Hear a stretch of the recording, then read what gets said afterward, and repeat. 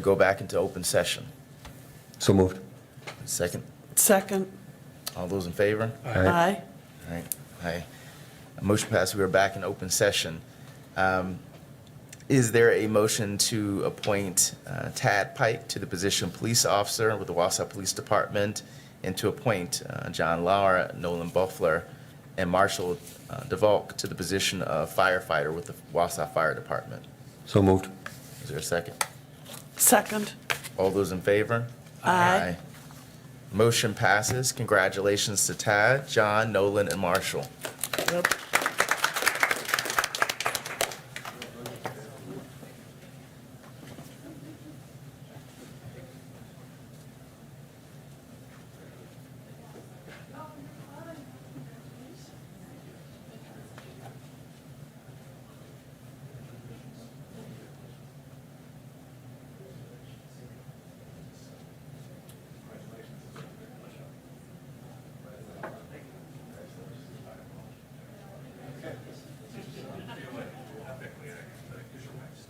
Yeah.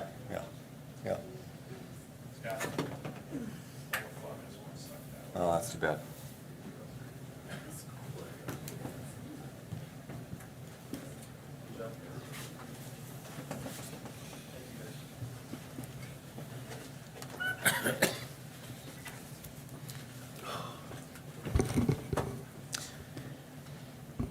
All right, next on the agenda, we have monthly presentations. We will start with the fire department with Deputy Chief Jeremy Kopp for the monthly presentation for the fire department. An annual report as well. Right on. Thank you. For the sake of time, you guys have given us a lot of time today, so I'll just field any questions you might have, as well as my battery died in my computer, so I don't have it in front of me. Go ahead. Yeah, real quick, and you can pass this along to the chief. I think the summary activity reports in the annual report are better than the ones we're getting monthly. So if we can see those going forward, I think that'd be a good change. And then there's one thing that Chief Bartek has to kind of think about here going forward, and that's whether or not we start to break out the rural responses versus the City of Wausau responses from our data set.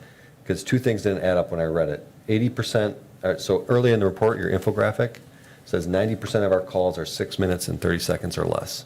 But later in the report, it says 80% of stroke victims are responded to in less than 15 minutes. So like that doesn't make sense, and it led me to believe that maybe the origin of call has a huge impact on that. And if we're including our rural communities in our intercepts in our data set, I mean, we could be doing a huge disservice. And I think that we should really consider about whether or not we're including our out of city responses in our data sets going forward, and maybe having a separate breakout for rural, because that is such a coming issue that I think it's important to consider. Yeah, and those numbers are climbing with rural and going out of the town, going out of the city, so we can break that down pretty easy. Keeping in mind that some of those minutes, that's something we're working on still with dispatch. The goal is to be on scene in under 4 minutes anywhere in the city of Wausau. It gets a little tougher way out on the west side right now with the distance we have to travel, but for the most part, we're cutting our times down. But a lot of times we have that delay in dispatch for 1.5 minutes or 2 minutes that we're trying to work on. So some of those throw those numbers off, but I see what you're saying with the two discrepancies, and I'll pass it on. We'll work on that. I think that's a Thank good you. point, because in the future, that's going to be a number we're looking at, with the direction that discussions are going. For sure, we can do that. I thought it was very well done. Thank you. Yeah, and I agree with Michael's suggestion. We'll make that happen. Sure. Is there any other questions? All right. And thank you. Thank you, Our guys. appreciation Appreciate your commission. time. All right. Next up, Police Department monthly presentation. Today we have Deputy Chief Matt Barnes. Good morning. Good morning. Just a couple of things we wanted to highlight this month for you. And when I speak publicly about this, I look at the audience and I say, if somebody would have told me I was going to become deputy chief and spend 25 to 40% of all my bandwidth addressing homelessness issues in Wausau, if they had told me that 23 years ago, I'd say not a chance. But that's the reality. So recently we've been expelling a tremendous amount of time trying to figure out and lead our staff to address the homeless issues that we're dealing with. And tomorrow, we'll be presenting at a committee of the whole to the council after the council meeting to really highlight what it is we're experiencing, what are the challenges we're having, and seek if they're willing to give us some direction on how they would like us to handle that. In essence, I would summarize it as our officers on a daily basis feel like they're in the movie Groundhog Day. They do something, they try and resolve a situation, and the next day they're dealing with the same people with the exact same issues in the exact same places. So we have carrots and we have sticks. The police department is the enforcement, accountability stick. But we want to make sure that as we use that, we're using it to meet the expectations of the community and our elected officials who are our policymakers. So that's tomorrow. We're still working on that. And we'll be taking our council members tomorrow prior to the finance committee meeting and the council meeting in the cow on a tour of a fencing project that they're going to make a decision on. But the reason there's a fence going up is addressing homeless encampments underneath the Scott Street Bridge. So we'll be taking them, myself and Eric Lindman will be taking them on a tour and showing them exactly where those fences will go and what those challenges would be.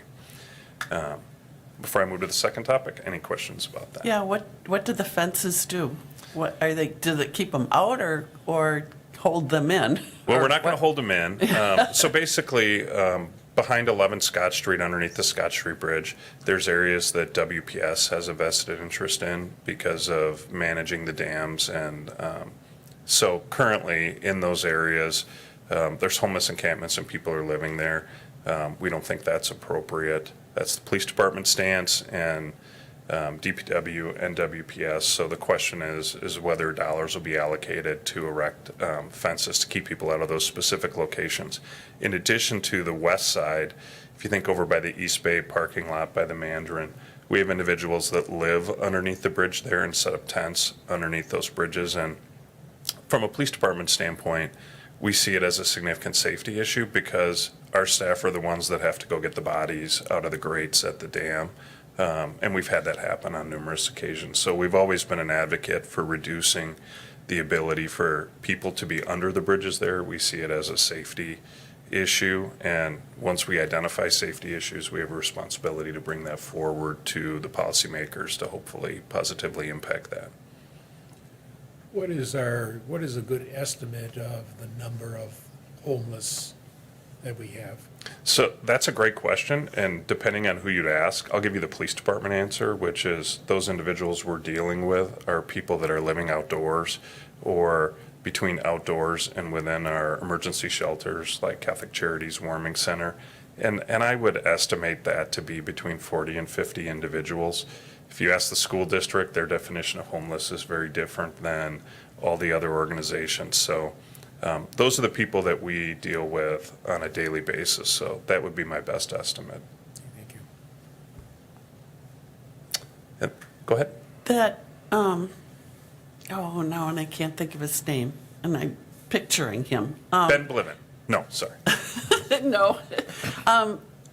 It was his parents worked for the Salvation Army. Eric Eric- Lemmerand. Yes, yes. Lemmerand. He really focused on it, and I think you had a house going at one time. Correct. What, is it still going? Yes, So- no, or? So we took Eric Lemmerand, Officer Eric Lemmerand, as an experiment in Yeah. partnership with North Central Healthcare, and took staff from North Central Healthcare, assigned Eric full-time, 40 hours a week to do outreach and meet with people and build partnerships, as well as through assistance with the Green Heck Foundation, we had rented a house, which gave us the ability to house people immediately. That experiment worked. We learned a lot through that process, and it resulted in us going to the city council. But we also recognized that taking a police officer and having them do homeless outreach was not an effective use of their skills. So we ended up hiring Tracy Rieger, who was the director for the Warming Center and Catholic Charities. We hired her full-time. And so she's doing the work and more that Eric did full-time for us right now. So it continues. We're taking the lessons learned and applying them. And if you really want to look at more, if you look at the information online through the Public Health and Safety Committee, there's a monthly report that talks about how many people she housed and exactly what work she's doing. And then the last exciting thing that we're in the infancy of right now is we almost have all of our flock cameras installed in the city. And so that's a little over 21 cameras that are license plate reading cameras. And I'll just give you an example of how that works. We've had 2 success stories here in the first week.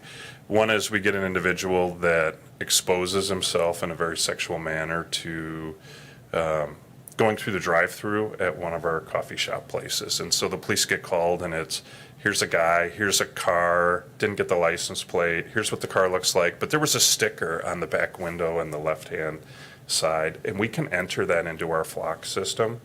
And Flock identifies cars of that color, even without the license plate, that we're looking for a sticker, and it identifies the vehicle for us. Our officers make contact with him. He confesses to his actions. So it allowed us, as opposed to being like, hey, we're looking for a green 4-door car that might have a sticker here with a driver. But that likely is not a resolved situation. It's minor in comparison to many of the crimes we deal with, but it illustrates how effective those cameras are. We also had a very dangerous individual from a domestic violence standpoint that we were looking for nationwide, as there were concerns that this person was going to do harm in communities outside of Wisconsin. We enter that information into our flock system. It partners with all the flock systems of other departments throughout the country. This individual gets identified in Missouri and is arrested shortly thereafter as a result of driving their vehicle past a flock system and having it identified. So that individual's in custody and will eventually make their way back to Marathon County. So we think it's a great system. It's keeping up with technology that really changes how we do police work, and we're starting to reap the results of investing in that type of equipment. Have you gotten any I noticed the parking thing going through a private parking lot, and I thought, this is kind of strange. I mean, he's shopping at Pick and Save, but are there any drawbacks, or are people saying, well, wait a minute, this is surveillance, government surveillance? Sure. Yeah, there's definitely people that take issue or are concerned about civil liberties in regards to that. Our parking vehicles have license plate recognition. It'll identify for us if there's a stolen vehicle, for example, as part of the work that it does. Our squad cars and our in-squad cameras currently do that. That'll be part of our moving forward in a contract for body cameras and for squad cameras.